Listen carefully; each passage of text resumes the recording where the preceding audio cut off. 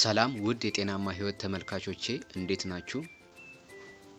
ዛሬ ደግሞ የአንጀት ትላትል መፈጠርን እና የሆድ ትላትልን ለማጽዳት የሚረዷችሁን 5 የምግብ አይነቶችን እና በሽታ የመከላከል ስርዓታችሁን የሚያሳድጉ ነገሮችን በሰፊው የምነግራችሁ ይሆናል። እንግዲህ ውድ ተመልካቾቼ ሁሌም የምለቃቸው የጤና መረጃዎች እንዲደርሳችሁ ሰብስክራይብ አድርጉ። የአስተማሪ ቪዲዮ ለብዙ ሰዎች እንዲደርስ ላይክ እና ሼር በማድረግ ጀምሩ ትላለው። እስከ መጨረሻው መልካም ጊዜ መልካም ቆይታ ይሁንላችሁ።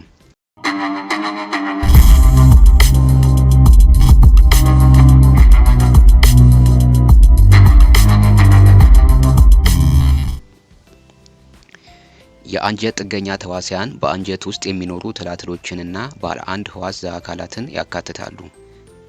ጥገኛ ተዋሲያን ማለት በሌላ ዘአካል ላይ ጥገኛ ሆኖ የሚኖር አካል ነው።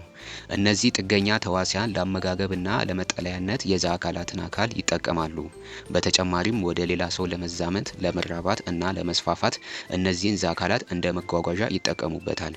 በምላሹም ደግሞ የአንጀት ጥገኛ ተዋሲያን ምንም አይነት ጥቅም የማይሰጡ እና ይልቁንም የማይመቹ ምልክቶችን ሊያስከትሉና በአንዳንድ ሁኔታዎች ለከፍተኛ የጤና ችግር ሊዳርጉ የሚችሉ ናቸው። እንደ ዓለም የጤና ድርጅት መረጃ ከሆነ በግምት 25% የሚሆነው የዓለም ህዝብ ከአንጀት ጥገኛ ተውሳክ ጋር የተያያዘ ኢንፌክሽን አለበት። ንጹህ ውሃና የንጽህና መጠበቂያ ቁሳቁሶች ውስን በሆኑባቸው ሞቃታማ እና ከፊል ሞቃታማ አካባቢዎች ደግሞ ቁጥሩ እስከ 50% ይደርሳል። በዓለም አቀፍ ደረጃ የአንጀት ጥገኛ ተውሳክ ኢንፌክሽን አስካሪያሲስ ነው። ይህ በሽታ በዓለም ዙሪያ ወደ 1 ቢሊዮን የሚጠጉ ሰዎችን ያጠቃል። አንዳንድ የኢንፌክሽን አይነቶች ምንም አይነት ምልክት ስለማያሳዩ ጥገኛ ተውሳክ እንዳለባችሁ ላታውቁ ትችላላችሁ። ምልክቶች በሚታዩበት ጊዜ ደግሞ እንደ ኢንፌክሽኑ አይነት ይለያያሉ። የአንጀት ጥገኛ ተውሳክ ምልክቶች የሚከተሉት ናቸው። ለምሳሌ ተቅማጥ፣ የሆድ ህመም፣ የሆድ ጋዝ እና በጋዝ ምክንያት የሚመጣ ህመም፣ የሆድ መነፋት፣ ማቅለሽለሽና ማስመለስ እንዲሁም የፊንጢጣ ማሳከክ ከዋና ዋናዎቹ ውስጥ የሚጠቀሱ ናቸው። ብዙውን ጊዜ በሰገራ ውስጥ የሚታዩት እንቁላሎች እንጂ የአንጀት ትሎች አይደሉም።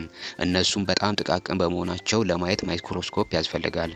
አብዛኛዎቹ ሰዎች ከወስፋት ትል ጋር ያመሳስሉታል። የወስፋት ትል ግን ከዚህ የተለየ ነው። አልፎ አልፎ የትሉ ክፍሎች ከእንቁላሎቹ ጋር አብረው ተቆርጠው በሰገራ ውስጥ ይወጣሉ። በመጸዳጃ ቤት ውስጥ የሚታየው ነገር በሰገራ ላይ የተጣበቁ ትናንሽ የነጭ ሩዝ ፍሬዎችን የሚመስሉ ነገሮች ናቸው።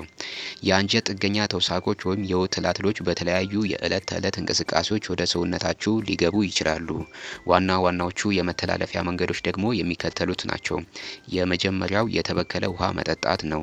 የህዝብ ወይም የግል የመጠጥ ውሃ ምንጮች፣ የመዋኛ ገንዳዎች፣ ወንዞችና ሐይቆች በተውሳኮች የተበከሉ ከሆኑ ለበሽታው ሊያጋልጡ ይችላሉ። ሌላው የተበከሉ ምግቦችን መመገብ ነው። በተበከለ ውሃ የታጠበ ወይም በተበከለ አፈር ላይ የበቀለ አትክልትና ፍራፍሬዎችን መመገብ፣ ጥገኛ ተውሳኩ ያለበትን ጥሬ ወይም በደንብ ያልበሰለ ስጋ መመገብ ለበሽታው ምክንያት ሊሆኑ ይችላሉ። ሌላው የንጽህና ጉድለት ነው። የአንዳንድ ጥገኛ ተውሳኮች እንቁላሎች በተለያዩ ነገሮች ላይ ለረጅም ጊዜ የመቆየት አቅም አላቸው። ተውሳኩ ያረፈባቸውን እንደ የአልጋ ልብስ፣ የቤት እንስሳት ጸጉር ወይም የሰውን ቆዳ ከነካችሁ በኋላ እጃችሁን ሳትታጠቡ አፋችሁን የምትነኩ ከሆነ በቀላሉ ልትያዙ ትችላላችሁ። ሌላው በባዶ እግር መራመድ ነው።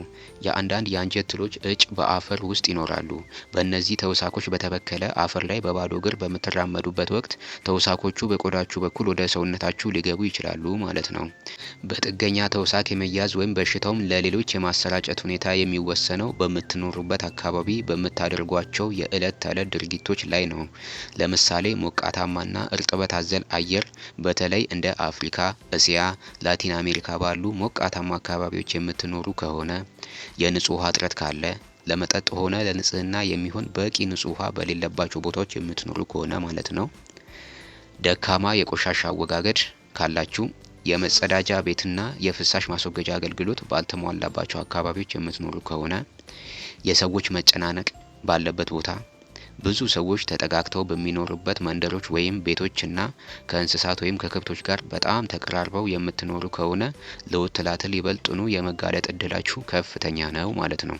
ሌላው ደግሞ የሚከተሉት ድርጊቶች ጥገኛ ተውሳክ ወደ ሰውነታችሁ እንዲገባ መንገድ ይከፍታሉ። ለምሳሌ ሜዳ ላይ መጸዳዳት። የመጸዳጃ ቤት ባለመኖሩ ምክንያት ሜዳ ላይ መጠቀም ለበሽታው ዋነኛ መንስኤ ነው። ሌላው የሰው ሰገራን ለማዳበሪያነት መጠቀም ነው። ሰገራን ለግብርና ስራ መጠቀም ተውሳኩ ወደ ምግብነት እንዲቀየር ያደርገዋል።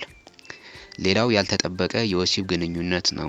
በተለይ ከፊንጢጣ ጋር ንክኪ ያላቸው ግንኙነቶች ለበሽታው ከሚያጋልጡ አጋጣሚዎች ውስጥ ዋነኞቹ ናቸው ማለት ነው።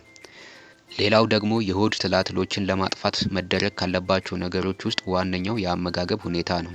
የበሽታ መንስኤ የሆኑ ጥገኛ ተውሳኮችን ችግር ለመፍታት አመጋገብ ብቻውን በቂ ላይሆን ይችላል። ነገር ግን ለአጠቃላይ የሕክምና ስትራቴጂ ወሳኝ አካል ነው። በመጀመሪያ ደረጃ ጥገኛ ተውሳኮች የሚመገቡትና የሚኖሩት እናንተ በምትመገቡት ምግብ ላይ ነው። አንዳንዶቹ ምግቦች ደግሞ ተውሳኮቹ እንዲራቡ ሁኔታዎችን ሲያመቻቹላቸው፣ ሌሎች ደግሞ እንዲሞቱ ሊረዷቸው ይችላሉ። ጥገኛ ተውሳኮችን በቀጥታ ከሚገድሉ ምግቦች ጎን ለጎን የበሽታ መከላከል አቅምን እና ጤናማ የጨጓራና አንጀት ባክቴሪያዎችን የሚደግፍ አመጋገብ መከተል ነው። ሰውነታችሁ በተፈጥሮ ኢንፌክሽንን የመከላከል አቅም እንዲገነባ ይረዳዋል። ጥገኛ ተውሳኮችን ከሰውነት ለማስወገድ ከሚረዱ ዘዴዎች መካከል ጸረ ጥገኛ ምግቦች በጣም ረጋ ያሉና አመቺ ከሚባሉት ውስጥ ይጠቀሳሉ።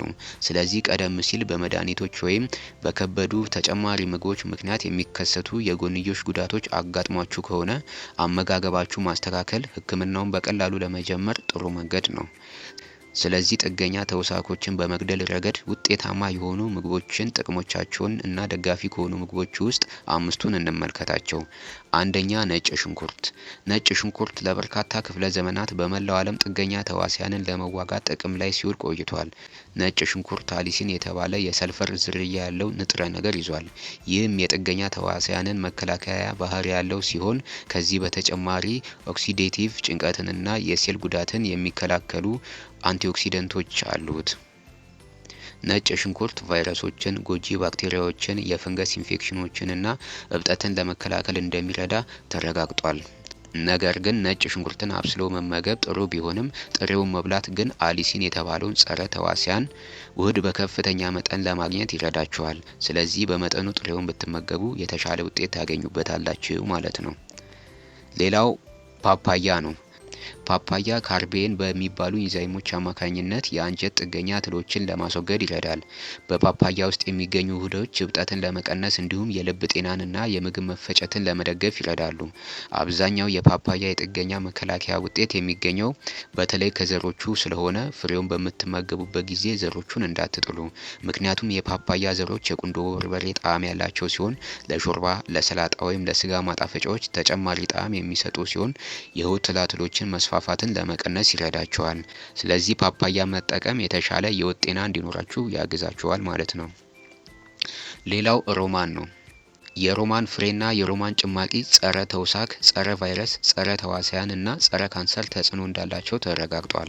ሮማን ከጥንት ጀምሮ የሆድ ትላትልን እና ሌሎች ጥገኛ ተውሳኮችን ለማከም ሲያገለግል የቆየ ሲሆን ጥናቶች እንደሚያሳዩት ደግሞ የፍሬው ልጣጭ፣ ስሩ እና ጭማቂውን ጨምሮ እያንዳንዱ የሮማን ክፍል ጸረ ተዋሲያን ይዘት አለው። ከሮማን ልጣጭ የሚወጣው ፈሳሽ ጃርዲያ የተባለውንና ለመድኃኒት አስቸጋሪ የሆነውን ጥገኛ ተውሳክ ለማከም የበለጠ ውጤታማ ሊሆን እንደሚችል ተረጋግጧል። ስለዚህ ከሆድ ውስጥ የአንጀት ትላትሎችን ለማጥፋት ከፍተኛ ውጤት ያለው ፍራፍሬ ነው ማለት ነው። ሌላው የዱባ ፍሬ ነው። የዱባ ፍሬ ለምግብነት ከሚውሉ ድንቅ ተክሎች ውስጥ አንዱ ነው። የተሟላ የእጽዋት ፕሮቲን ምንጭ ከመሆኑም በላይ በፋይበርና በቅባት አሲዶች የበለጸገ ሲሆን በተጨማሪም በሰውነታችን ውስጥ ያሉ ተውሳኮችን ለማስወገድ ይረዳል። በዱባ ፍሬ ውስጥ የሚገኘው ኩኩርቢታሲን የተባለው ውህድ እንደ ጭብጥ ትል፣ በሴልና ሌሎች ጥገኛ ተውሳኮችን ከሰውነት ለማስወገድ ይረዳል። የዱባ ፍሬ የሰውነትን ኃይል ለማሳደግም እጅግ በጣም ጠቃሚ ነው። ኦክሳይድን የመከላከልና እብጠትን የመቀነስ ባህሪያትም አሉት። የዱባ ፍሬን እንደ መክሰስ ጥሬውን ወይም የተቆላውን መመገብ አሊያም በሰላጣ፣ በስሙዝ ወይም በሶሶች ውስጥ በመጨመር ልትጠቀሙበት ትችላላችሁ። እነዚህ ምግቦችና ፍራፍሬዎች እንግዲህ የአንጀት ትላትልን ከሆድ ውስጥ ለማጽዳትና ለተለያዩ የሆድ ተዋሲያን ለመከላከል የሚረዱ ናቸው። ስለዚህ ብትመገቧቸው ደግሞ የተሻለ ጤና ታገኙባቸዋላችሁ ማለት ነው። እንግዲህ ውድ ተመልካቾቼ ከአንጀት ትላትል መፈጠር ጋር በተገናኘ የበሽታ መከላከል ስርዓታችንን ለማሳደግ መመገብ ያለብንን እና ብንጠቀማቸው ደግሞ የምንከላከላቸውን የበሽታ አይነቶችን የሚያስረዳን ግልጽና አጠር ያለ መሰረታዊ መረጃ እንዳጋራኋችሁ ተስፋ አደርጋለሁ። እንግዲህ ከቪዲዮ ጥሩ ትምህርት ካገኛችሁበት ለወዳጆቻችሁ ሼር ማድረግ ትችላላችሁ። ሁሌም የምለቃቸው የጤና መረጃዎች እንዲደርሳችሁ ሰብስክራይብ አድርጉ። በቀጣይ በሌላ የጤና ርዕስ ጉዳይ እስከምንገናኝ መልካም ጊዜ፣ መልካም ቆይታ ይሁንላችሁ።